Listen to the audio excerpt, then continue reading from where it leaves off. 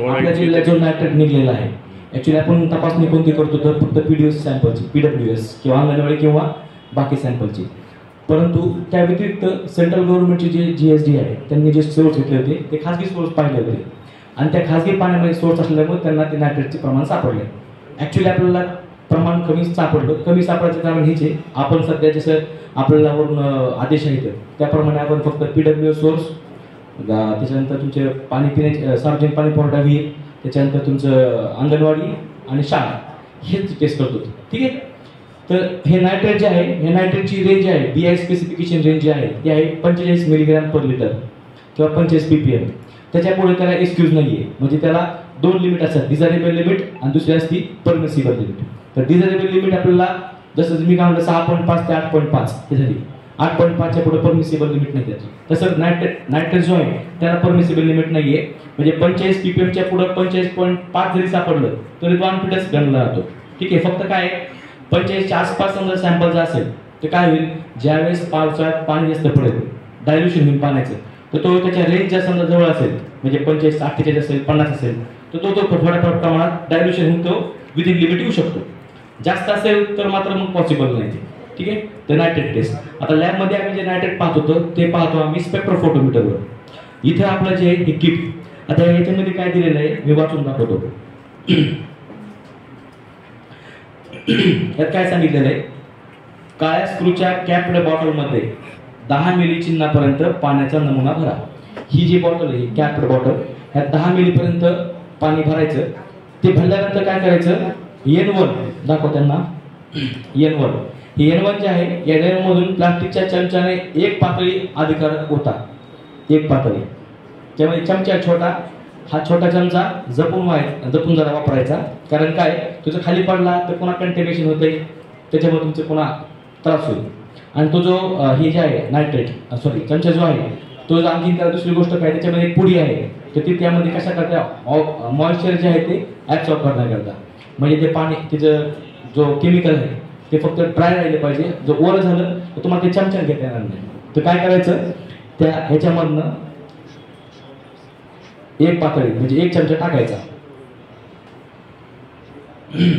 आणि त्याच्यानंतर बाटली क्रमांक N2 मधील अभिकारकाचे 5 थेंब घालायचे. दाखवा त्यांना N2.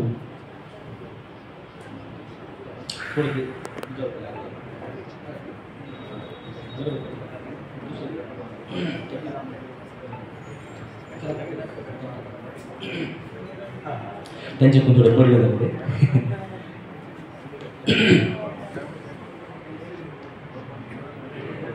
10 मिलीपर्यंत भरला. आता 1 चमचा टाका त्यामध्ये.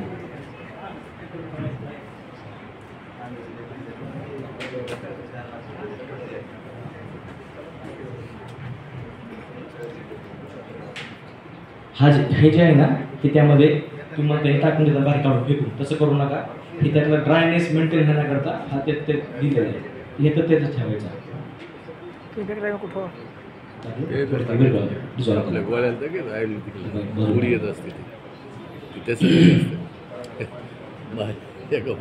हे थोडं डिझॉल्व करायचं आणि त्याच्यानंतर त्यामध्ये N2 जे बॉटल आहे त्यामधनं 5 थेंब टाकायचे.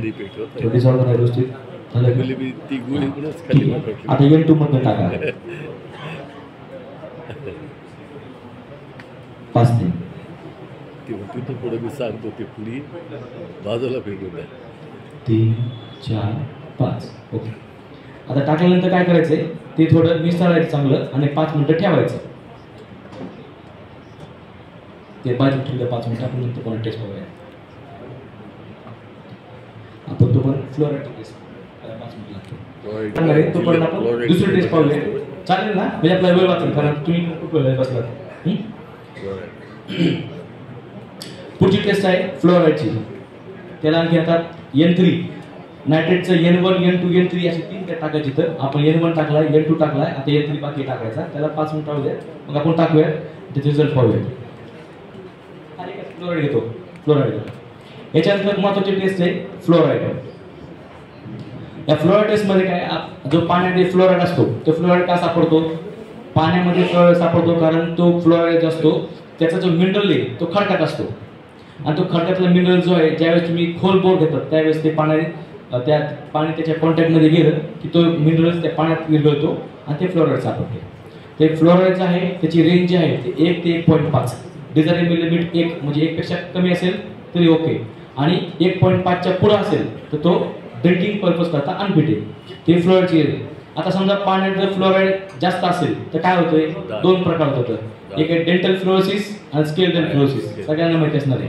डेंटल फ्लोरोसिस मध्ये काय होतं, दातावाशे गुटकापुडी खायला कसे दात पडतात कसे पडतात आणि डेंटल आणि स्केलेटल फ्लोरोसिस मध्ये काय होतंय, तुमचे हाड जे येते त्याला बाक पडतो, वाकडे होतात. याचा सगळ्यात धोका काय असतोय, जर फ्लोराईड युक्त पाणी तुम्ही खूप दिवस पिले, एकदा तुम्हाला स्केलेटल फ्लोरोसिस झालं तर ते दुरुस्त होणं शक्य नाही, पुन्हा शक्यच नाही पुन्हा.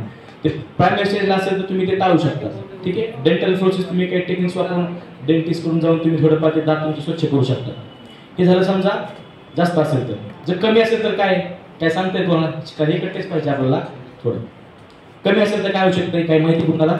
फ्लोराईड जर पाण्यात फ्लोराईड, हो का, पाणी हे जीवन आहे म्हणजे काय, पाण्यात सगळं असलं पाहिजे कारण त्याचा आपला उपयोग आहे. कमी जमत नाही, जास्तही जमत नाही.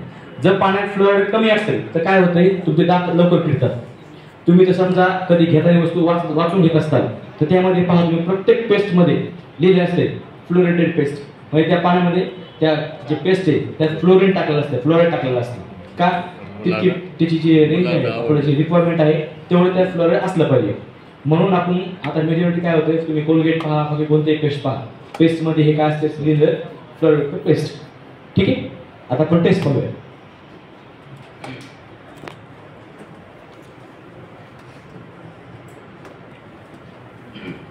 याच्यात काय दिलेलं आहे, एक 4 ml जी स्क्रू बॅक बॉटल आहे ती 4 ml त्यात पाणी घ्यायचंय.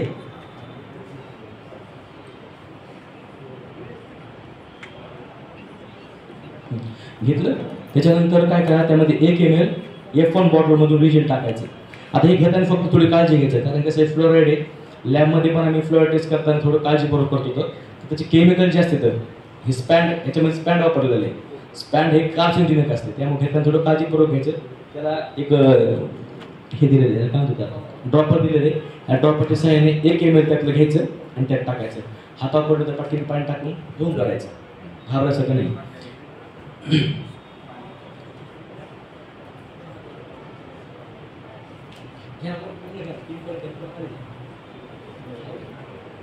थोडं हातात घ्या खाली, दिसलं पाहिजे खाली. ठीक आहे. 1 ml टाकायचं. आता 1 ml टाकल्यानंतर त्याला झाकण लावा. आणि हे सगळ्या टेस्ट करताना कृपया सगळ्या खाली काय सांगायचं, तुम्ही जे काही ते केमिकल टेस्ट करताल काम झाल्याबरोबर लगेच ते बॉटलचं झाकण लावून ठेवायचं कारण तुम्हाला ती किट खूप वर्षभर वापरायची. ती जर पुन्हा केमिकल सांडलं तर पुन्हा मिळतं नाही मिळतं, त्यामुळे तुम्ही तेवढी काळजी घ्यायची. आता हे बघा, हे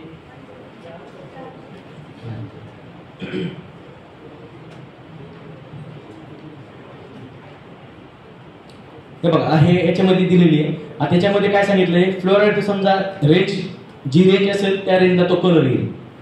तो कलर समजा आता आपला जो कलर आलेला आहे हा कलर कसा आलाय,